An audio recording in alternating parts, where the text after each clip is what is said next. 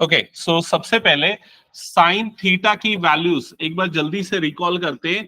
For 0 degree, 30 degree, 45 degree, 60 degree and 90 degree.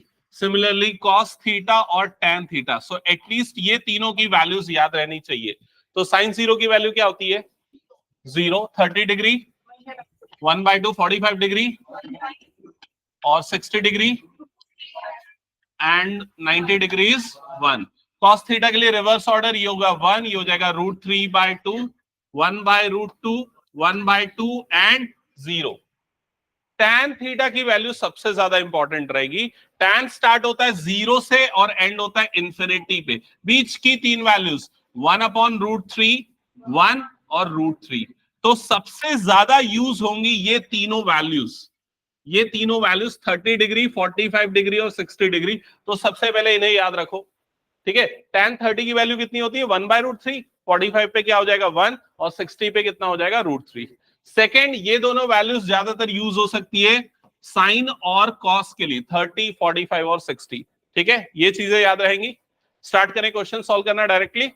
ठीक है, अब यहां पर ना दो टर्म्स बस आपको ध्यान में रखने। एक तो एंगल ऑफ एलिवेशन, दूसरा एंगल ऑफ डिप्रेशन। इसका क्या मतलब है समझा देता हूं। मान लो ये एक बिल्डिंग है और यहां पर एक टावर है। आप इस बिल्डिंग के टॉप पे खड़े हो, टावर के टॉप को देख रहे हो। तो आपकी जो लाइन ऑफ साइट होगी, आप जब टावर के टॉप को देख रहे हो तो ये वाली जो लाइन बन रही है इसको क्या बोलते हैं? Line of site. ये हॉरिजॉन्टल लाइन के साथ जो एंगल बनाती है इस एंगल को बोलते हैं एंगल ऑफ एलिवेशन। मतलब जब भी ऊपर देख रहे हो तो जो एंगल बनेगा वो क्या होता है? Angle of elevation. सबको क्लियर ये? और जब आप यहां से नीचे की तरफ देख रहे हो तो जो हॉरिजॉन्टल लाइन के साथ एंगल बनेगा उसको क्या बोलेंगे? Angle of depression. तो ये दो एंगल्स बस आपको समझने हैं क्वेश्चंस को सॉल्व करने के लिए। ठीक है, सारे के सारे वर्ड प्रॉब्लम्स रहेंगे, फिगर ड्रॉ करना कंपलसरी है। और इसके अलावा बेसिक चीज जैसे साइन थीटा कौन से साइड्स का रेशियो होता है? P/H। कॉस थीटा कौन से साइड का रेशियो होता है? B/H। और टेन थीटा P/B। बस इतनी चीजें आपको ध्यान में रखनी है। स्टार्ट करें क्वेश्चंस। चलो फर्स्ट क्वेश्चन ध्यान से देखना क्या लिखा हुआ है। इसमें लिखा है a circus artist is climbing 20 metre long rope. तो यहां पर डायग्राम भी गिवन है आपको। तो ये रोप का डायग्राम आपको गिवन है जिसकी लेंथ कितनी है? 20 metre. which is tightly stretched and tied from the top of a vertical pole to the ground। ये वर्टिकल पोल है, वर्टिकल पोल के टॉप से ग्राउंड में वो टाइटली स्ट्रेच्ड है वो rope. Find the height of the pole. क्या फाइंड आउट करना है आपको? हाइट इस पोल की। क्लियर? सो अगर देखा जाए इस राइट एंगल ट्राइंगल का कौन सा साइड आपको फाइंड आउट करना है? परपेंडिकुलर। ये उसका क्या है? परपेंडिकुलर। ये क्या हो गया? बेस। और ये क्या हो गया? हाइपोटेनियस जो आपको गिवन है। क्या ये क्लियर सबको? और क्या लिखा हुआ है? If the angle made by the rope with the ground level is 30 degree. तो ये जो रोप है ग्राउंड लेवल के साथ कितना एंगल बना रही है? 30 डिग्री। ये भी गिवन है। यहां तक सबको समझ में आ गया? तो आपको गिवन है हाइपोटेनियस, निकालना है परपेंडिकुलर। और परपेंडिकुलर हाइपोटेनियस का रेशियो कौन से ट्रिग्नोमेट्री में आता है? साइन में। तो सबसे पहले आप यहां पर लिखोगे P/H is equals to sine theta. ये क्लियर हो गया सबको? अब P परपेंडिकुलर के प्लेस पे क्या आ जाएगा? AB। अपॉन हाइपोटेनियस के प्लेस पे क्या आ जाएगा? 20। That is equals to sine theta. तो यहां पर थीटा जो एंगल बन रहा है वो कितना है? 30 डिग्री। तो यहां पर आ गया 30 डिग्री। अब रिकॉल करो और बताओ साइन 30 की वैल्यू कितनी होती है? 1/2। सो AB/20 इज इक्वल्स टू 1/2। और ये 20 यहां क्रॉस मल्टीप्लाई हो जाएगा। तो AB is equals to 20/2। So AB is equals to कितना आ गया? 10 मीटर। That's it. ये हो गया आपका आंसर। क्या ये सबको क्लियर है?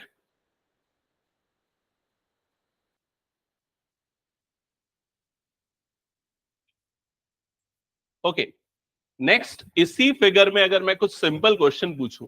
मान लो क्वेश्चन में ये पूछा होता what is the distance between the foot of the pole and the point on the ground where the rope is attached. तो आपको क्या फाइंड आउट करना है? बेस फाइंड आउट करना है. फुट ऑफ द पोल मतलब क्या हो गया? बी, और point where the rope is attached क्या हो गया? सी. तो आपको बीसी का डिस्टेंस मतलब क्या फाइंड आउट करना है? इसका बेस. ठीक है. तो अगर आपको यहां पर परपेंडिकुलर मिल चुका है 10 और हाइपोटेनियस पता है, बेस निकालने के लिए क्या यूज कर सकते हो? पाइथागोरस थ्योरम, या फिर ट्रिग्नोमेट्री कॉस वाला भी यूज कर सकते हो. क्लियर सबको ये? चलो नेक्स्ट क्वेश्चन पे आते हैं. क्वेश्चन अच्छे से रीड करो सारे बच्चे उसको. अब फिगर गिवन नहीं होगा क्वेश्चंस में, आपको समझना है पढ़ के.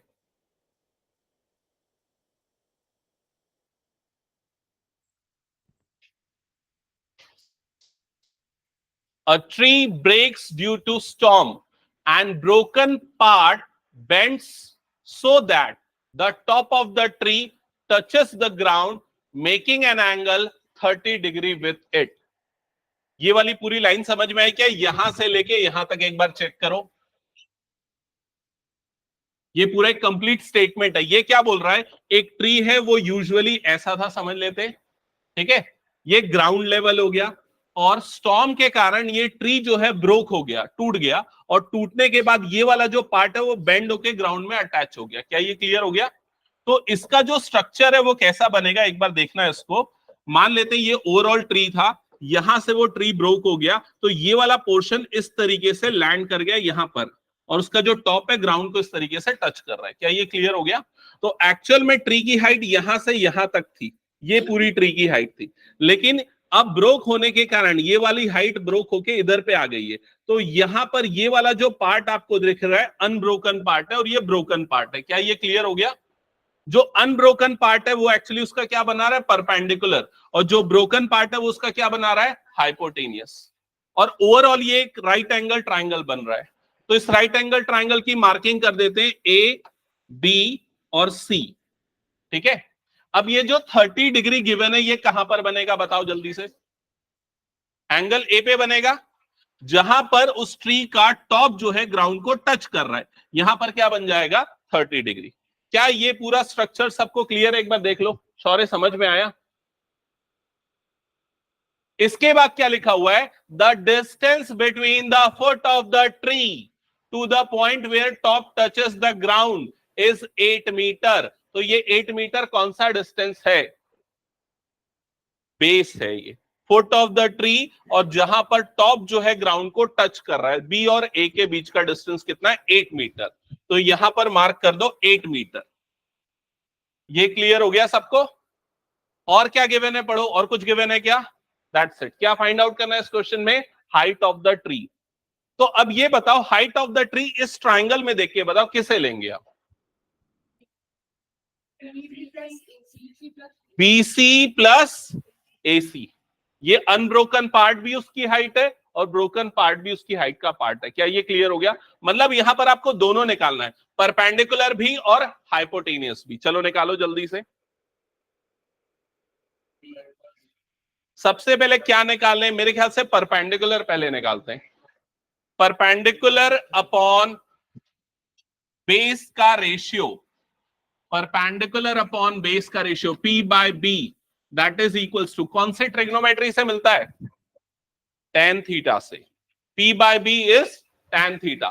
तो P बाय B के प्लेस में लिखो tan थीटा. वैल्यूज पुट करो फास्ट. परपेंडिकुलर की जगह पे BC पुट करो और बेस की जगह पे 8 आ जाएगा. सॉल्व करो और बताओ BC की वैल्यू कितनी आ रही है?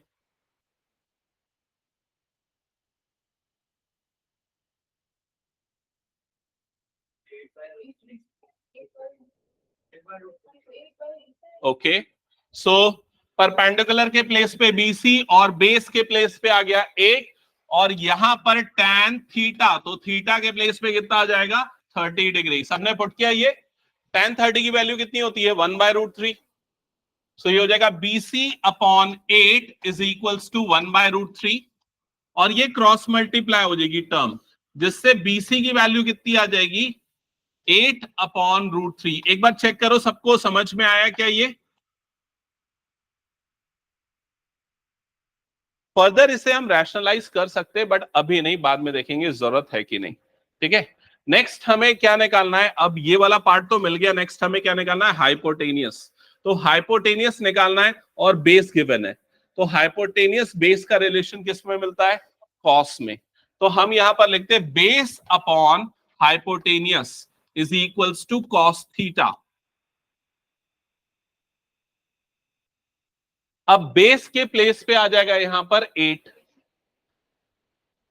अपॉन हाइपोटेनियस के प्लेस पे क्या आ जाएगा? AC is equals to cos theta के प्लेस पे क्या आ जाएगा? 30 डिग्री। यहां तक क्लियर? अब कॉस 30 की वैल्यू G1 पता क्या होती है? याद रखना यार, इतना टाइम नहीं दूंगा मैं। सिद्धि बताओ जल्दी, कॉस 30 की वैल्यू। कल टेस्ट दे के आओ, याद नहीं है। Shri, cos 30 √3/2, correct. तो कॉस 30 के प्लेस पे क्या आ जाएगा? √3/2। और यहां पर आ गया 8/AC। क्रॉस मल्टीप्लाई कर दो तो ये इधर जाएगा और ये इधर जाएगा, तो ये कितना हो जाएगा? 16 इज इक्वल्स टू √3AC। तो यहां से बताओ AC की वैल्यू कितनी आएगी? 16/√3। AC की वैल्यू आ जाएगी 16/√3। यहां तक आ गया सबका? कैलकुलेशन एक बार चेक कर लो। अब जो हाइट ऑफ ट्री है, हाइट ऑफ ट्री, सपोज उसको मैं स्मॉल h से डिनोट कर देता हूं, वो किन दोनों से मिलकर बना है? BC plus AC। तो यहां पर लिख देते हैं BC प्लस AC। अब BC के प्लेस पे आ गया 8/√3 और AC के प्लेस पे आ गया 16/√3, जो हमने दोनों निकाल लिया है। दोनों को ऐड करेंगे, क्या आएगा दोनों का एडिशन? 24/√3। और अब इसे फाइनली हम रैशनलाइज कर लेते हैं। तो रैशनलाइजिंग फैक्टर क्या हो जाएगा? √3। तो ऊपर और नीचे दोनों तरफ √3 से मल्टीप्लाई करो। न्यूमरेटर में आपको मिलेगा 24√3 और डिनोमिनेटर में मिल जाएगा 3। फिर 3 1 जा 3, 8 जा 24, ये कटेगा और फाइनली आपके पास आंसर कितना आ जाएगा? 8√3। ये हो जाएगा हाइट ऑफ द ट्री। अब कई बार क्या होता है क्वेश्चन में, या तो गिवन होता है कि √3 की वैल्यू 1.73 लो, या तो मेंशन नहीं होता है। अगर मेंशन है तो कंपलसरी आपको यूज करना 1.73। ठीक है, तो √3 के प्लेस पे आप ये वैल्यू पुट करोगे। अगर मेंशन नहीं है तो ये आपकी चॉइस है, आप यहां पर भी छोड़ सकते हो अपना आंसर। क्लियर सबको? और हाइट किस में आएगी? मीटर्स में, तो यूनिट यहां पर मेंशन कर देना। तो ये सबको समझ में आ गया क्या? नेक्स्ट क्वेश्चन पे मूव करें। चलो एक क्वेश्चन तुम लोग सॉल्व करके बताओ। ये क्वेश्चन को पढ़ो प्रॉपरली, फिगर कैसा बनेगा, क्या होगा, सारी चीजें खुद से अटेम्प्ट करो। और जो भी क्वेश्चन समझ, जो भी पार्ट समझ में नहीं आता मुझसे पूछो।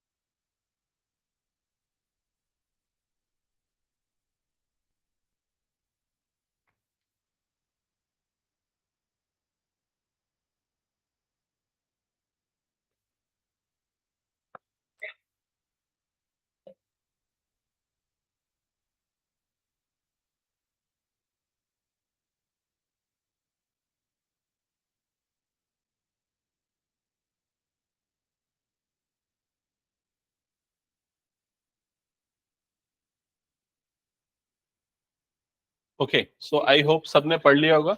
जिनसे बन रहा है सॉल्व करो, एक बार फिगर ड्रॉ करो। दो स्लाइड्स हैं और एक की हाइट है 1.5 मीटर, दूसरे की है 3 मीटर, और एक पे 30 डिग्री बन रहा है। ये एंगल बस गलत जगह मार्क किया है। ये एंगल जो 30 डिग्री बन रहा है ना, वो ये है वाला एंगल है। 60 डिग्री वाला एंगल ये वाला एंगल है। ठीक है,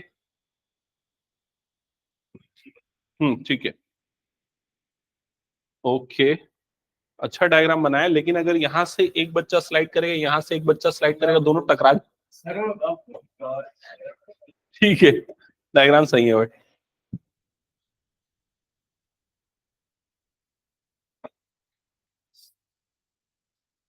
ओके, सो आई थिंक सबने क्वेश्चन पढ़ लिया होगा।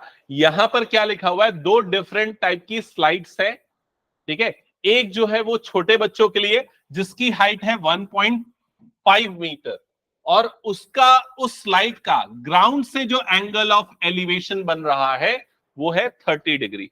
तो हम पहली स्लाइड ये छोटी वाली स्लाइड बना देंगे, और ये ज्यादा स्टीपर स्लाइड नहीं है, इस तरह की स्लाइड बन रही है। ग्राउंड से जो इसका एंगल बन रहा है वो एंगल बन रहा है 30 डिग्री, ये इस क्वेश्चन में गिवन है।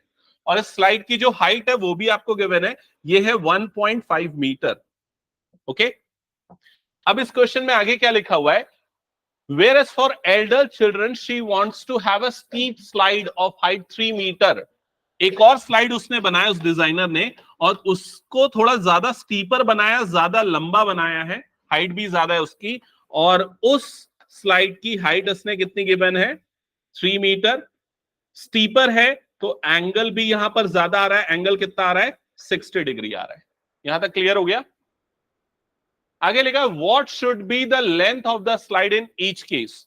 लेंथ ऑफ द स्लाइड मतलब क्या फाइंड आउट करना है, हाइपोटेनियस। तो आपको दोनों सिचुएशन में हाइपोटेनियस फाइंड आउट करना है, और दोनों का परपेंडिकुलर गिवन है, एंगल्स गिवन है। क्लियर।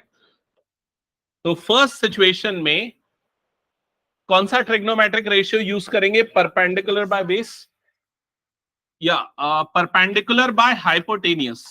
तो क्या यूज करेंगे यहां पर, साइन थीटा। करेक्ट। हाँ, ये हाइपोटेनियस फाइंड आउट करना है ना हमें, लेंथ ऑफ द स्लाइड। तो परपेंडिकुलर के प्लेस पे आ जाएगा 1.5, हाइपोटेनियस को h ही रहने देता हूं मैं यहां पर, साइन थीटा के प्लेस पे आ जाएगा 30 डिग्री। ये 1.5 वाली term as it is upon h hypotenuse as it is, sine 30 की वैल्यू 1/2, सो ये आ जाएगा 1/2। देन क्रॉस मल्टीप्लाई करो टर्म्स को, ये इधर जाएगा, ये वाला टर्म इधर मल्टीप्लाई होगा। सो लेफ्ट हैंड साइड क्या हो जाएगा, 1.5 का डबल मतलब कितना हो जाएगा, ये 3, 1.5 into 2 that is equals to h। तो ये हो जाएगा 3 मीटर। तो हाइट आ गई इसकी, लेंथ आ गई, सॉरी लेंथ आ गई स्लाइड की 3 मीटर। सिमिलर वे में सेकंड वाला बताओ क्या आ रहा है, 2√3 मीटर। ओके, समृद्धि बन रहा है कि नहीं ये वाला, perpendicular upon hypotenuse is equals to sine theta. यहां पर परपेंडिकुलर के प्लेस पे आ जाएगा 3, हाइपोटेनियस के प्लेस पे h ही रहने देते, साइन थीटा के प्लेस पे आ जाएगा 60 degree. So 3 upon h is equals to, sine 30 की वैल्यू कितनी होगी, √3/2।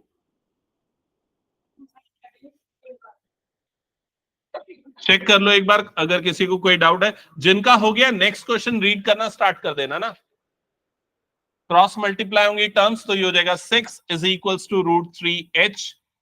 सो 6 upon √3 is equals to h। Further simplify करने के लिए h is equals to 6 upon √3, rationalise कर देते हैं, √3 upon √3। So h is equals to 6√3/3, 3 1 जा 3 2 जा, ये कैंसल आउट हो जाएगा। So h is equals to 2√3 metres. तो सेकेंड जो स्लाइड है उसकी लेंथ हो जाएगी 2√3 मीटर्स। चेक कर लो हो गया क्या सबका। नेक्स्ट स्टार्ट कर दो क्वेश्चन। मनाही समझ में आया। हाँ,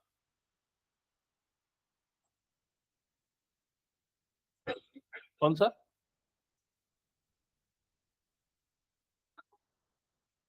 थर्ड क्वेश्चन, ये वाला अल्फा बीटा वाला, ये वाला। अभी ये वाला क्वेश्चन बनाओ, बाद में बताता हूं उसको। 25 नंबर, ये वाला 24। बताता हूं थोड़ी देर में, ठीक है, क्योंकि वो थोड़ा सा हायर एंड पे बनेंगे वाले क्वेश्चन। ये हटा दूं क्या मैं, चलो नेक्स्ट क्वेश्चन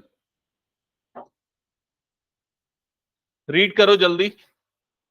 देखो अभी जितने भी क्वेश्चन हम कर रहे हैं स्टार्टिंग के अप टू क्वेश्चन नंबर 6 और 7, वो सारे क्वेश्चन सिंगल ट्रायंगल वाले क्वेश्चन है। जैसे ही आप आगे बढ़ोगे तो आपको दो ट्रायंगल्स मिलेंगे, दो अननोन्स मिलेंगे, वैसे क्वेश्चन आएंगे। तो वैसे क्वेश्चन ज्यादा इंपॉर्टेंट है, लेकिन वो तब बनेंगे जब आप इसकी प्रैक्टिस कर लोगे। ठीक है, सो क्वेश्चन रीड कर लो पहले सब। The angle of elevation of top of a tower from a point on the ground which is 30 meter away from the foot of the tower is 30 degree. Find the height of the tower. तो क्या क्या given है इसमें? Tower given है, एक point given है ground पे, और वहां से एंगल ऑफ एलिवेशन कितना बन रहा है? 30 डिग्री। तो सबसे पहले यहां पर मैं एक टावर ड्रॉ कर लेता हूं, ये ग्राउंड लेवल ड्रॉ कर लेता हूं। टावर को कंसीडर करता हूं ए बी, ग्राउंड लेवल पे एक पॉइंट को कंसीडर करता हूं सी। यहां तक क्लियर हो गया? अब इस पॉइंट से टावर के टॉप का एंगल ऑफ एलिवेशन आपको दिया हुआ है। कितना है ये एंगल ऑफ एलिवेशन? 30 डिग्री। तो ये 30 डिग्री कहां पर आ जाएगा? इस जगह पे आ जाएगा। ठीक है, ये 30 मीटर क्या है? एक बार पढ़ के बताओ क्वेश्चन को अच्छे से। टावर के फुट से उस पॉइंट के बीच का डिस्टेंस, मतलब क्या है? वो बेस है। सो ये वाला डिस्टेंस आपको गिवन है 30 मीटर्स। और आपको क्या फाइंड आउट करना है इस क्वेश्चन में? हाइट ऑफ द टावर, मतलब कि A B.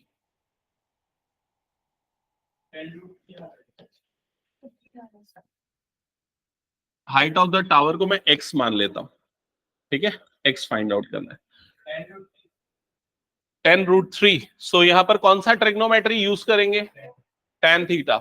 So perpendicular upon base is equals to tan theta. Perpendicular के प्लेस पे आ जाएगा x, बेस के प्लेस पे आ जाएगा 30 is equals to tan 30 degree. tan 30 degree की वैल्यू होती है 1/√3, पुट कर दो। So 1/√3 is equals to x upon 30। यहां तक क्लियर हो गया होगा सबको? क्रॉस मल्टीप्लाई कर देंगे टर्म्स को। सो x इज इक्वल्स टू, ये हो जाएगा 30/√3। फिर फाइनली रैशनलाइज करना पड़ेगा, तो रैशनलाइज करने के लिए किससे मल्टीप्लाई करेंगे? √3 से। So numerator will be 30√3, denominator will be 3। 3 से कटेगा 10 टाइम्स में। So x is equals to 10√3 metres. ये होगा फाइनल आंसर। ठीक है, अगर मैं √3 की वैल्यू पुट करूं तो क्या आंसर आएगा? अप्रोक्सीमेटली बताओ कितनी होती है √3 की वैल्यू? 1.73। अगर इससे मल्टीप्लाई होगा तो कितना आएगा? 17.3 मीटर्स। That's it. ठीक है, तो ये भी आंसर आप लिख सकते हो 17.3 मीटर्स। तो ये सारे क्वेश्चन सिंगल ट्रायंगल वाले क्वेश्चन है। हटा दूं मैं इसको? चलो जिनका हो गया नेक्स्ट क्वेश्चन स्टार्ट कर दो, रीड करना और ट्राई करना।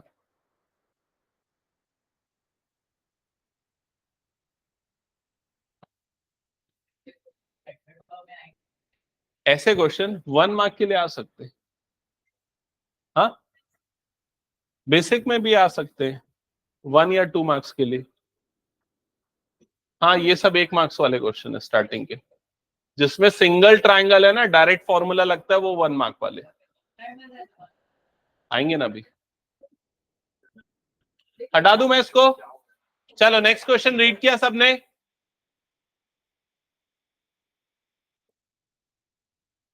कौन एक्सप्लेन करेगा ये क्वेश्चन? जीवन? अक्षांश? हाँ तो पढ़ो, मैं जिसको बोलूंगा वो एक्सप्लेन करेगा। पढ़ के रखो पहले।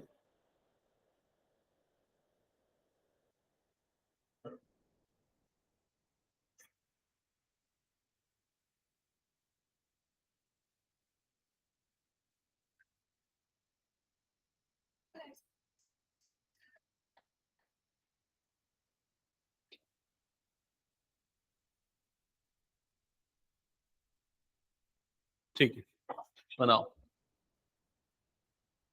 कितने बच्चों को समझ में आ गया ये? Good, okay okay good. जिनको समझ में आ गया स्टार्ट कर दो सॉल्व करना। ठीक है, एक बार मुझे बस डायग्राम शो कर देना जैसे इसने किया। हाँ ठीक है, करेक्ट है। वेरीफाई कर लो एक बार आंसर बुक से, ठीक है। हाँ करेक्ट है, ओके। सो यस, एक मिनट देख लो इधर जिनको क्लियर नहीं है।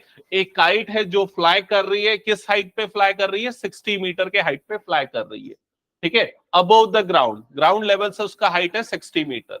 The string attach to the kite is temporarily tied to a point on the ground. तो मान लो अगर यहां पर काइट है, यहां पर ये ग्राउंड लेवल है, काइट की ग्राउंड लेवल से जो हाइट है वो आपको गिवन है 60 मीटर, और काइट से जो स्ट्रिंग अटैच है उसको ग्राउंड में किसी पॉइंट से टाई अप कर दिया गया है यहां पर, ठीक है। अब क्या लिखा हुआ है? The inclination of the string with the ground is 60 degree. तो ये जो स्ट्रिंग है इसका ग्राउंड से इंक्लिनेशन कितना बन रहा है? 60 डिग्री। अब आगे लिखा है find the length of the string. तो आपको ये स्ट्रिंग की लेंथ बतानी है। मान लेते हैं स्ट्रिंग क्या है? AB, और ये उसकी हाइट BC। तो आपको AB फाइंड आउट करना है। Question clear? इसमें लिखा है assuming there is no slack in the string. तो कई बच्चे ये वर्ड सुन के कंफ्यूज हो जाते हैं, स्लैक क्या होता है? स्लैक मतलब जब हम एक्चुअल में पतंग उड़ाते हैं तो ये जो स्ट्रिंग होती है वो टाइटली स्ट्रेच नहीं होती है। क्या हो जाता है? वो थोड़ी सी इस तरीके से झूल जाती है। ऐसा होता है ना यूजुअली, अगर किसी ने पतंग उड़ाया होगा तो ध्यान दिया होगा। तो वैसा नहीं है, ये टाइटली स्ट्रेच है, ये अज्यूम करके चलना है। मतलब राइट एंगल ट्रायंगल बन रहा है, ये बात दिया हुआ है, ठीक है। करेक्ट। तो आपको यहां पर हाइपोटेनियस निकालना है, परपेंडिकुलर गिवन है तो परपेंडिकुलर बाय हाइपोटेनियस जो कि किससे मिलता है? साइन थीटा से। ये फॉर्मूला यूज करोगे। परपेंडिकुलर के प्लेस पे 60, हाइपोटेनियस को अभी हाइपोटेनियस के प्लेस पे क्या पुट कर देते हैं? AB, और साइन थीटा, तो थीटा के प्लेस पे 60 डिग्री। सॉल्व करो और निकाल लो AB। और जिनका बन गया नेक्स्ट क्वेश्चन रीड करके डायग्राम बना के रखो।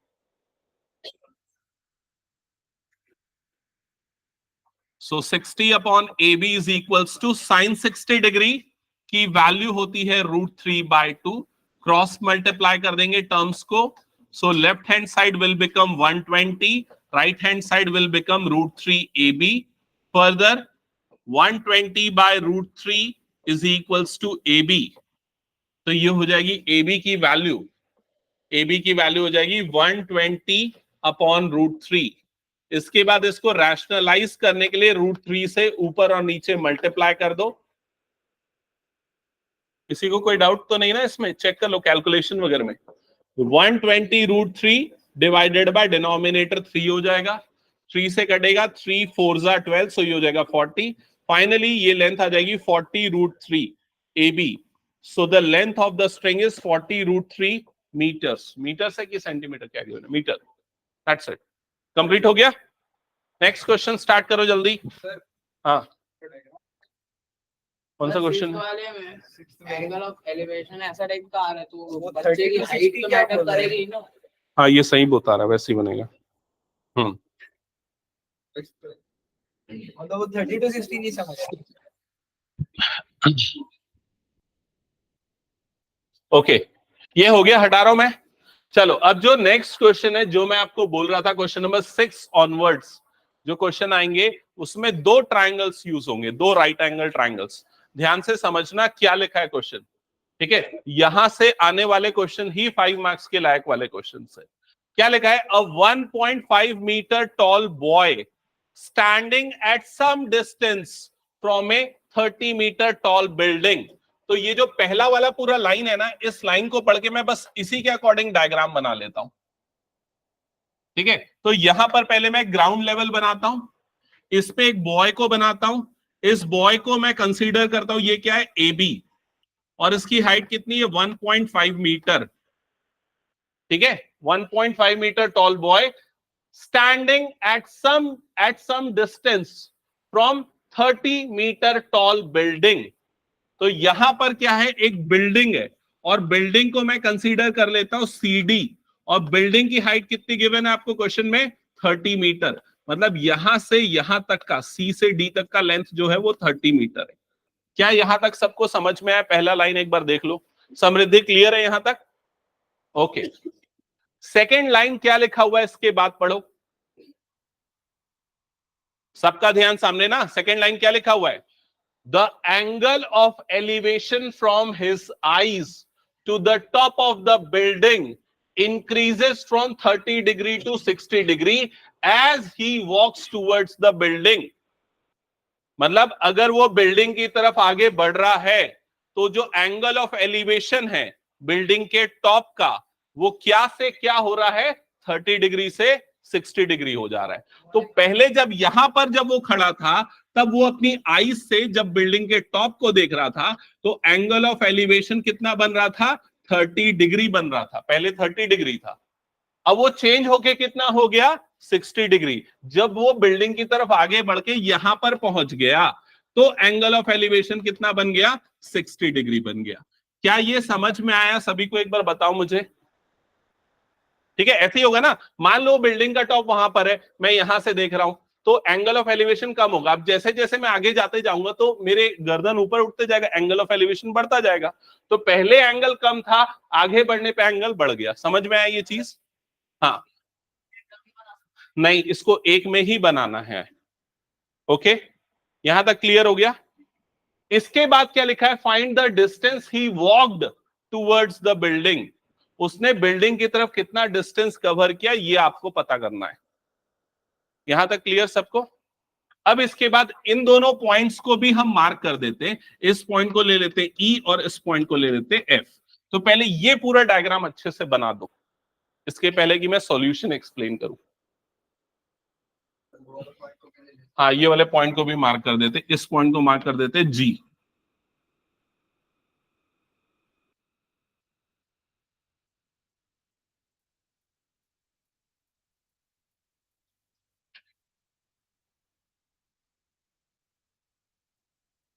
हो गया यहां तक सबका? फिगर ड्रॉ कर लिया सबने? ओके। अब एक बार थोड़ा इस फिगर को देख के बताओ, जो क्वेश्चन में फाइंड करना है वो क्या है? वो यहां पर कहां है? आपको फाइंड करना है कि उसने कितना डिस्टेंस वॉक किया। तो यहां से यहां तक का डिस्टेंस निकालना है। अब चाहे उसको आप AE बोलो या फिर उसको आप BF बोलो, आपको ये डिस्टेंस फाइंड आउट करना है। ये क्लियर हो गया? तो एक काम करते हैं, हम ये वाला डिस्टेंस जो हमें फाइंड आउट करना है उसे हम कंसीडर कर लेते हैं X। क्लियर? और यहां से यहां तक का डिस्टेंस हम कंसीडर कर लेते हैं Y। यहां तक क्लियर सबको? अब आपको एंगल ऑफ एलिवेशन जो गिवन है वो कहां कहां पर है देखो। एक तो यहां पर दिख रहा है एंगल ऑफ एलिवेशन कितना बन रहा है? 30 डिग्री। ये जो 30 डिग्री वाला एंगल ऑफ एलिवेशन है वो कौन से राइट एंगल ट्रायंगल में आ रहा है? देख के बताओ। 30 डिग्री वाला एंगल ऑफ एलिवेशन कौन से राइट एंगल ट्रायंगल में आएगा? GBD, इस राइट एंगल ट्रायंगल में आ रहा है। अब इस राइट एंगल ट्रायंगल का एंगल कितना है? 30 डिग्री। इसका बेस कितना है? इसका बेस कितना है? x plus y. इसका परपेंडिकुलर कितना है? DG है, और DG की लेंथ कितनी होगी? क्या ये 30 होगी? तो कितनी होगी? 30 माइनस 1.5, क्योंकि ये 1.5 यहां पर है। करेक्ट। तो ये सारी मार्किंग यहां पर करो। यहां पर भी लिख दो 1.5 मीटर, और यहां पर क्या लिख दोगे? 28.5 मीटर। ठीक है। अब धैर्य, जो तू बोल रहा था ना कि इसको अलग ड्रॉ कर सकते हैं क्या, तो अब इसको अलग ड्रॉ कर सकते हो अगर चाहो तो, निकाल के, जिसको मैंने हाईलाइट किया है। ठीक है। हाँ,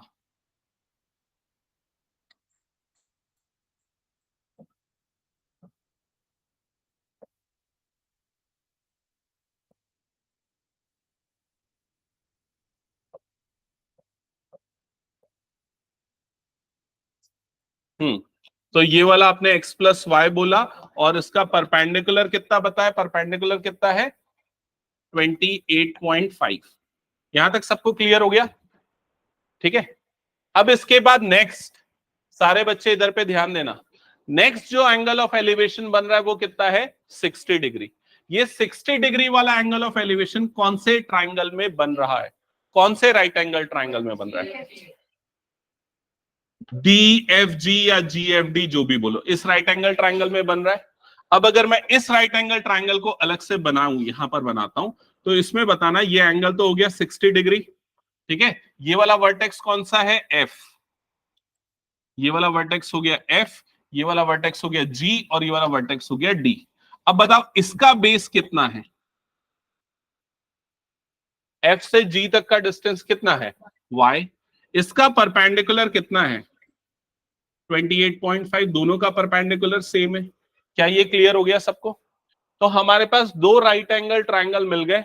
अब इसमें बताओ किस ट्राइंगल की वैल्यू निकालना आसान है? ये वाला, यहां से किसकी वैल्यू निकल जाएगी तुम्हारे पास? y की। और इस वाले राइट एंगल ट्राइंगल को जब सिंप्लीफाई करोगे तो किसकी वैल्यू मिल जाएगी? x की। x की वैल्यू मिल जाएगी ना, y पुट करोगे तो, ठीक है। और x ही तुम्हारा क्या है? फाइनल आंसर, जिस उसने कितना डिस्टेंस ट्रैवल किया, ठीक है। तो सबसे पहले हम ये वाले ट्राइंगल को यूज करते, कौन सा ट्रिग्नोमेट्रिक रेशियो यूज करेंगे? परपेंडिकुलर अपॉन बेस वाला। तो P अपॉन बी मतलब क्या आ जाएगा यहां पर? tan। P upon B is equals to tan theta.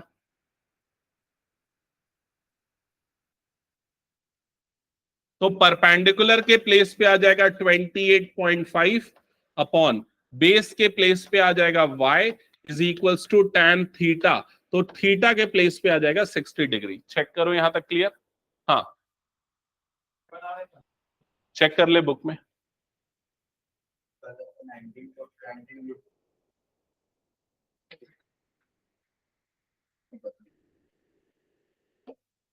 यहां तक हुआ सबका? tan 60 की वैल्यू कितनी होती है? √3। तो 28.5 upon y is equals to कितना हो जाएगा? √3। अब ये y को उधर क्रॉस मल्टीप्लाई कर दो, तो 28.5 इज इक्वल्स टू कितना हो जाएगा? √3y। यहां तक क्लियर सबको? तो इससे बताओ y की वैल्यू क्या मिलेगी आपको? 28.5 अपॉन √3, ये y मिलेगा। अब चाहे तो इसको रैशनलाइज कर सकते हैं। अब कैसे यूज करेंगे बाद में देखेंगे हम। हो सकता है रैशनलाइज करने के बाद यूज करें या डायरेक्टली करें। तो एक स्पेस, एक लाइन का स्पेस छोड़ देना इसके नीचे, जरूरत पड़ेगी तो रैशनलाइज करेंगे। अब आते हैं इस राइट एंगल ट्राइंगल पे। तो इसमें भी कौन सा ट्रिग्नोमेट्रिक रेशियो लेना पड़ेगा? परपेंडिकुलर बाय बेस जिसमें है, जो कि क्या है? tan। तो अगेन यहां पर हम लेंगे P by B, perpendicular by base, that is equals to tan theta. So perpendicular के प्लेस पे 28.5, बेस के प्लेस पे आ जाएगा x प्लस वाई, और tan थीटा के प्लेस पे आ जाएगा 30 डिग्री। यहां तक क्लियर? अभी y की वैल्यू भले ही तुम लोगों को मिल चुकी है, लेकिन पुट मत करो, लास्ट में करेंगे। x plus y is equals to tan 30 की वैल्यू कितनी हो जाएगी? 1 अपॉन √3। यहां तक हो गया सबका?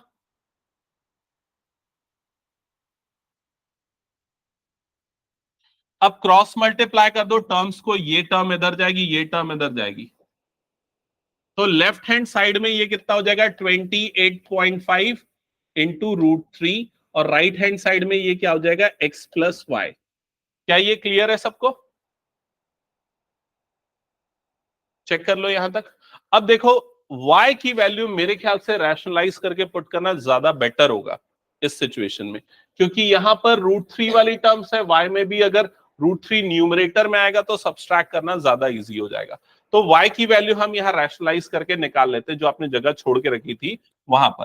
तो रैशनलाइज करेंगे तो 28.5 अपॉन √3 किससे मल्टीप्लाई कर देंगे? न्यूमरेटर और डिनोमिनेटर में √3 से, जिससे न्यूमरेटर कितना हो जाएगा? 28.5 √3, और डिनोमिनेटर कितना बन जाएगा? 3। चेक कर लो यहां तक क्लियर सबको? अब 28.5 को 3 से डिवाइड करो, होगा क्या डिवाइड? नहीं होगा। 3 1 जा 3, 3 9 जा कितना होता है? 27। तो 28 में से 27 गया तो कितना बच गया? 1। और यहां था पॉइंट, तो लग गया पॉइंट। फिर 1 इधर आया और 5 आया, मतलब कितना हो गया? 15।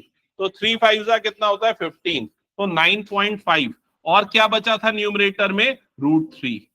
तो y की वैल्यू अब आपके पास कितनी आ गई, 9.5 √3। ठीक है, जो रैशनलाइज करने के बाद आई। तो हम y की ये वैल्यू इस जगह पे रख देंगे। तो 28.5 √3 is equals to x plus 9.5 √3। ये क्लियर हुआ ना सबको? इसके बाद सब अपना अपना आंसर बताना। मुझे अभी भी लगता है बहुत से बच्चे गलत बताएंगे आंसर।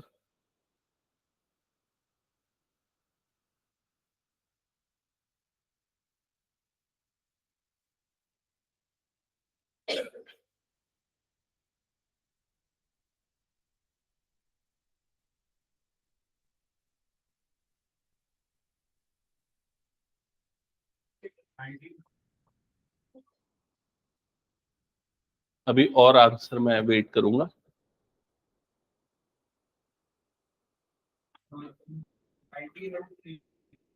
आ गया सबका 19 √3? ठीक है, ओके। सो ये टर्म यहां पर शिफ्ट हो जाएगी, तो माइनस होगा 28.5 √3 minus 9.5 √3 is equals to x। मैं इसलिए बोल रहा हूं, कई बच्चे कहां पर कंफ्यूज हो जाते हैं, कैसे सब्सट्रैक्ट करें। तो भाई ये दोनों में √3 उसको छोड़ दो या कॉमन निकाल लो। मान लो कॉमन निकाल लिया, तो 28.5 minus 9.5 is equal to x। अब इनको माइनस करने में भी कई बच्चों की गलतियां होती है, तो ध्यान देना। नॉर्मली जैसे बचपन में करते थे वैसे ही कर लेना। 5 माइनस 5 क्या हो जाएगा, 0। 18 माइनस 9, तो ये कितना हो जाएगा, 9, और इधर पे आ जाएगा 1। तो 19.19 √3 करेक्ट आंसर आएगा। क्लियर सबको? ये हटा दो फिर ये क्वेश्चन में। नेक्स्ट क्वेश्चन जल्दी से रीड करो, स्टार्ट करो diagram banana.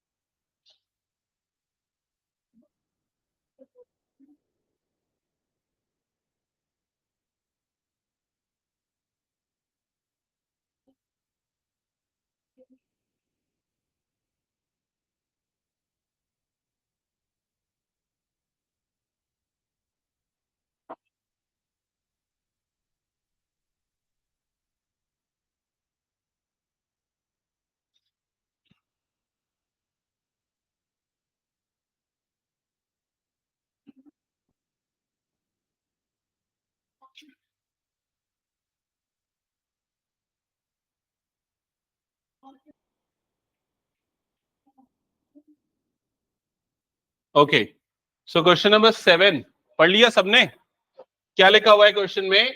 From A point on the ground the angle of elevation of the bottom and the top of A transmission tower fixed at a top of 20 meter high building are 45 degree and 60 degree respectively. Find the height of the tower. किसी का diagram बना इसका? Okay, ठीक है। नहीं, वो गलत है, वो भी गलत है। देखो, from A point on the ground, तो सबसे पहले हम एक एक चीजें हाईलाइट करते हैं। पॉइंट जो है वो कहां पर है, ग्राउंड पे। तो सबसे पहले हम एक ग्राउंड लेवल बना लेते हैं। मान लो ये ग्राउंड लेवल हो गया और ये ग्राउंड पे एक पॉइंट हो गया। यहां तक क्लियर? पॉइंट को मार्क कर लेते हैं ए। अब क्या लिखा है, the angle of elevation. Angle of elevation कब बनता है, जब ऊपर की तरफ देखते हैं। Angle of elevation of the bottom and top of A transmission tower. तो एक ट्रांसमिशन टावर है, उसके बॉटम और उसके टॉप का एंगल ऑफ एलिवेशन दिया हुआ है। समझ रहे हो? Fixed at a top of 20 metre high building. वो कहां पर है, वो ट्रांसमिशन टावर कहां पर फिक्स है, एक बिल्डिंग के ऊपर फिक्स है। और बिल्डिंग की हाइट कितनी है, 20 मीटर। तो ये पॉइंट हो गया। यहां पर मैं एक बिल्डिंग मान लेता हूं, दूर हो जाएगा बहुत, यहां पर मान लेता हूं बिल्डिंग। चलो यही ले लेते बिल्डिंग। बिल्डिंग को ले लेते हैं मान लो BC, और इसकी हाइट कितनी गिवन है, 20 मीटर। और इसके ऊपर एक ट्रांसमिशन टावर लगा है, उसको मान लेते हैं CD। समझ में आया ये चीज? तो पॉइंट C क्या है, पॉइंट C कहां पर है, बॉटम किसका बॉटम? ट्रांसमिशन टावर का बॉटम। या फिर पॉइंट सी क्या है? बिल्डिंग का टॉप, दोनों बोल सकते हो। पॉइंट डी क्या है? ट्रांसमिशन टावर का टॉप। क्या यहां तक क्लियर हो गया सबको? अब इस पॉइंट से टावर के टॉप, बॉटम का और टावर के टॉप का एंगल ऑफ एलिवेशन आपको गिवन है। कितना कितना गिवन है? 45 और 60। अब ये बताओ 45 डिग्री कहां पर बनेगा? एंगल कौन सा होगा? Angle D A B. क्या ये 45 होगा? नहीं, ये कितना होगा? 60। एंगल डी ए बी कितना बनेगा? 60 डिग्री। क्या ये क्लियर हो गया? और सी ए बी कितना बनेगा? 45 डिग्री। ठीक है। अब ये कैसे पता करोगे? दो तरीका। एक तो कॉमन सेंस आप समझ जाओ, यहां पर बड़ा एंगल है, यहां छोटा एंगल है।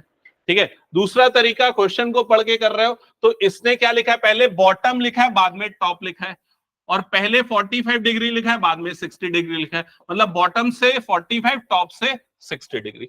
समझ गए ना ये चीज? ठीक है। अब क्या फाइंड आउट करना है इसमें बताओ? Find the height of the tower. तो हाइट ऑफ द टावर यहां पर कौन सा है बता दो? सिर्फ सीडी, यही हाइट ऑफ द टावर है, जिसे आप मान लो एक्स। समझ में आया कि नहीं? ओके। अब इसमें कितने राइट एंगल ट्रायंगल दिख रहे हैं आप लोगों को? दो।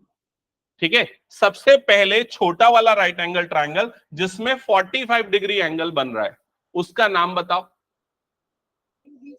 एबीसी। तो सबसे पहले आप ये एबीसी वाला ट्रायंगल लोगे, ट्रायंगल एबीसी।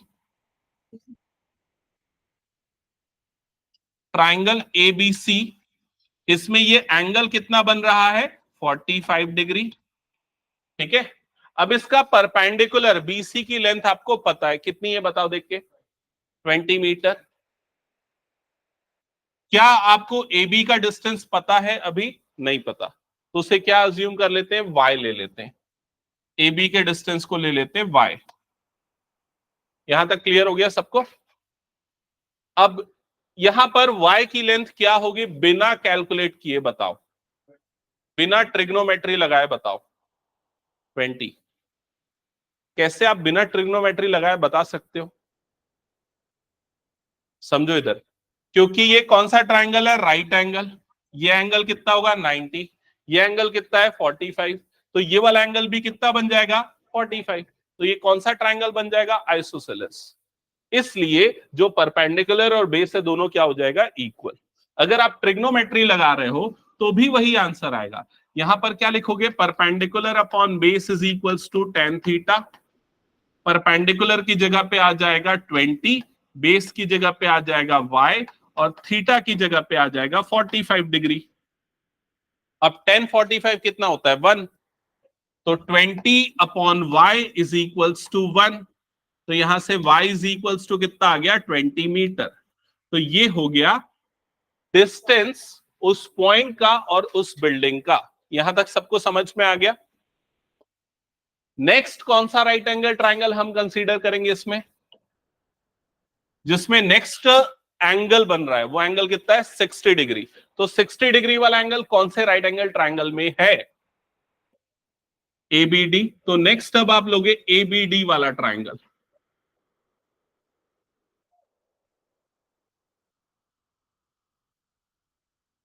तो इस ए बी डी वाले ट्रायंगल में मुझे सारी डिटेल्स बताओ। एंगल कितना है इसमें?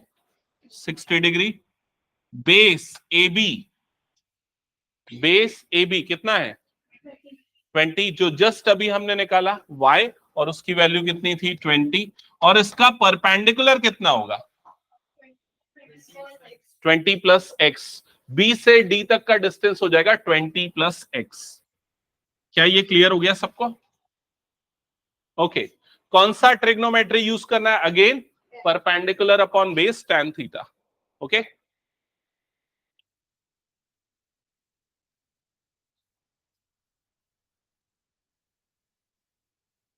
अच्छा, ये जब भी आप ये यूज करते हो ना ऐसा डायरेक्टली, तो मेंशन कर दिया करो ये कौन से ट्रायंगल में ले रहे हो। जैसे यहां पर मैंने कौन से ट्रायंगल में लिया है? एबीसी। तो आपको मेंशन करना चाहिए इन ट्रायंगल एबीसी। फिर उसके बाद ये चीज, दूसरा वाला मैं किस में यूज कर रहा हूं, एबीडी, तो यहां मेंशन कर रहा हूं in triangle ABD.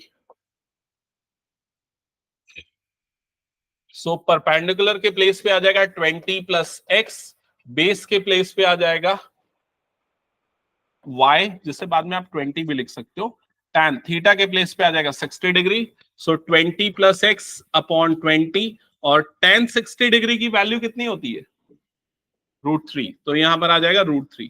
Further cross multiply करो टर्म्स को, तो 20 plus x is equals to 20 √3। यहां तक सबको क्लियर? फिर उसके बाद x निकालने के लिए हम इस 20 को यहां शिफ्ट करेंगे, x is equals to 20 √3 minus 20। अब क्या होगा बताओ? अब और कुछ नहीं हो सकता, ज्यादा से ज्यादा हम यहां पर 20 को कॉमन ले सकते हैं, तो ब्रैकेट के अंदर पे क्या बच जाएगा, √3 माइनस 1, क्योंकि दोनों से 20 कॉमन निकला, यहां √3 बचा, यहां पर बच गया 1। ये हो जाएगी x की वैल्यू। चेक कर लो, ये क्लियर है क्या सबको?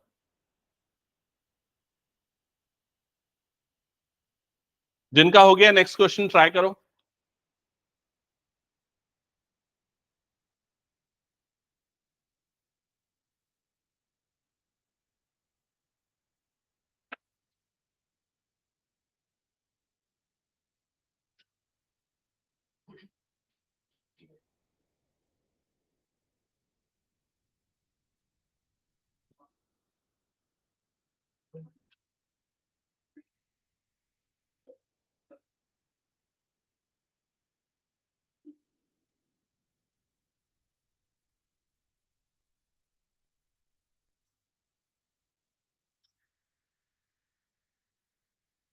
स्टार्ट किया।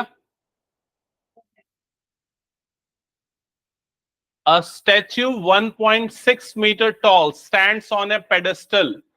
पेडेस्टल मतलब एक स्टेज बना हुआ है और उसके ऊपर एक स्टैच्यू लगा हुआ है जिसकी हाइट है 1.6 metre. From a point on the ground, the angle of elevation of the top of the statue is 60 degree, and from the same point, the angle of elevation of top of pedestal is 45 degree. Find the height of the pedestal. Diagram बना के दिखाओ मुझे, कैसा बनेगा, दिखाओ। Yes correct, okay वसुधा, correct, ठीक है। बना त्रिशा? देखो, एक स्टैच्यू है जिसकी हाइट गिवन है, कितनी गिवन है, 1.6 मीटर। वो किसके ऊपर स्टैंड कर रही है, एक पेडेस्टल के ऊपर। तो ये पेडेस्टल एक टाइप का स्टेज है, ये कंसीडर कर लो, जिसको यहां पर आप मार्क कर लो ए बी, और उसके ऊपर एक स्टैच्यू है, उसको कंसीडर कर लो बी सी, जिसकी हाइट कितनी गिवन है, 1.6 मीटर, ये गिवन है। यहां तक क्लियर? अब नेक्स्ट क्या लिखा हुआ है क्वेश्चन में, from A point on the ground the angle of elevation of the top of statue is 60 degree.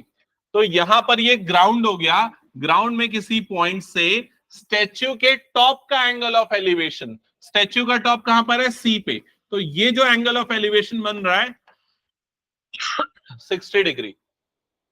From the same point on the ground, the angle of elevation of the top of the pedestal, top of the pedestal इसमें कहां पर है, B पे। तो B पे जब join कर रहे हैं तो एंगल ऑफ एलिवेशन कितना बन रहा है, 45 डिग्री। समझ में आया? अब क्या फाइंड आउट करना है, height of the pedestal. Height of the pedestal मतलब ए बी, तो ए बी को अज्यूम कर लो एक्स, समझ गए? और ये वाले डिस्टेंस को, इस पॉइंट को डी ले लेते हैं, ये वाले डिस्टेंस को क्या ले लो, वाई। ठीक है, अब अगेन दो राइट एंगल ट्राइंगल यूज करो। सबसे पहले ये वाला राइट एंगल ट्राइंगल यूज करो। क्या नाम है इस राइट एंगल ट्राइंगल का, triangle A B D, triangle A B D. Triangle A B D में ये लगाओ perpendicular upon base, P upon B is equals to, ये क्या हो जाएगा, tan थीटा। ये समझ में आया सबको? परपेंडिकुलर के प्लेस पे क्या आ जाएगा, x, बेस के प्लेस पे क्या आ जाएगा, y, और tan थीटा के प्लेस पे कितना आ जाएगा, 45 डिग्री। ये क्लियर? tan 45 की वैल्यू कितनी होती है, 1। तो x upon y is equals to 1, it means x is equals to क्या आ गया, y। ठीक है, इसका शॉर्टकट हमने देखा था, 45 डिग्री मतलब सेम हो जाता है परपेंडिकुलर बेस। फिर नेक्स्ट कौन सा ट्रायंगल लेंगे, अब देख के बताओ। बड़ा वाला ट्रायंगल नाम क्या है ट्रायंगल का, ट्रायंगल ACD, ये वाला ट्रायंगल। इसमें ये एंगल कितना बन रहा है, 60 डिग्री। ठीक है, अब ट्रायंगल और ट्रायंगल ACD। अब ट्रायंगल ACD में भी कौन से रेशियोज चाहिए हमें, परपेंडिकुलर अपॉन बेस। इसका परपेंडिकुलर कितना हो जाएगा, 1.6 प्लस x। तो ये perpendicular by base is equals to tan theta. Perpendicular के प्लेस पे आ जाएगा 1.6 प्लस x, और बेस के प्लेस पे आ जाएगा y, और tan थीटा के प्लेस पे आ जाएगा 60 डिग्री। समझ में आया ना सबको ये।